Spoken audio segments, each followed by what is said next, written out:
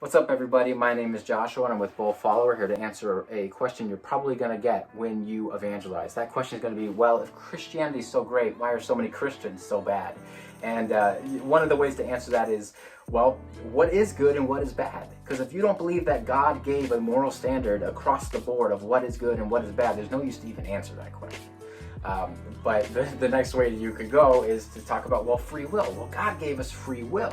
And so he honors the fact that we have free will. That doesn't mean he approves of the things we do, but he has to at least permit and allow us to make free will choices, even if they are good or bad. Otherwise, we don't have free will. We're like robots. But the better way to answer it, I believe, would be to be compassionate and understand that that is a valid question. Their heart is crying out. They see things in the world that make their heart hurt because they're designed in the image of God, whether they know it or not. And they also want to see those things corrected in the world.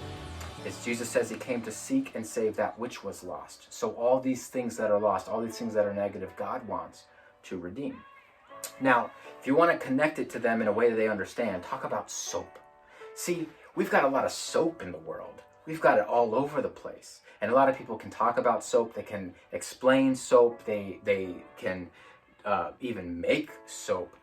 They can do studies on soap. They can identify with soap. But unless you physically use the soap in the way it's meant to be, you will not get clean.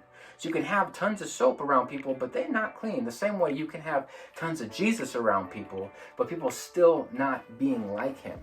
Because we as Christians often misapply the Bible. We misapply these applications. We do things. We are not truly walking in Jesus' steps, because to be a Christian is not to just say a prayer.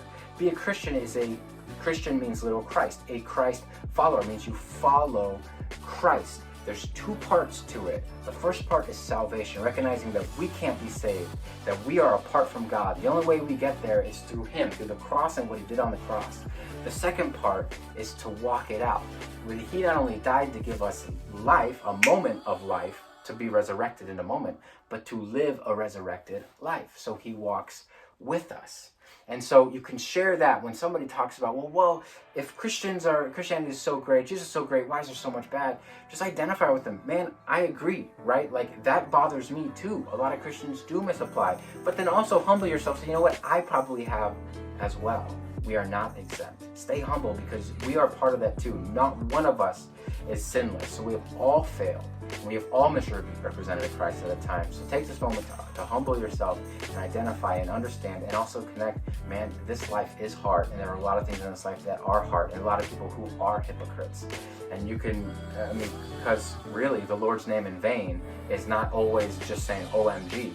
It could simply be you saying you're a Christian, carrying the name in vain, but you not living like Christ. And so that is a real question. Whoever you're talking to, really hit the nail on the head.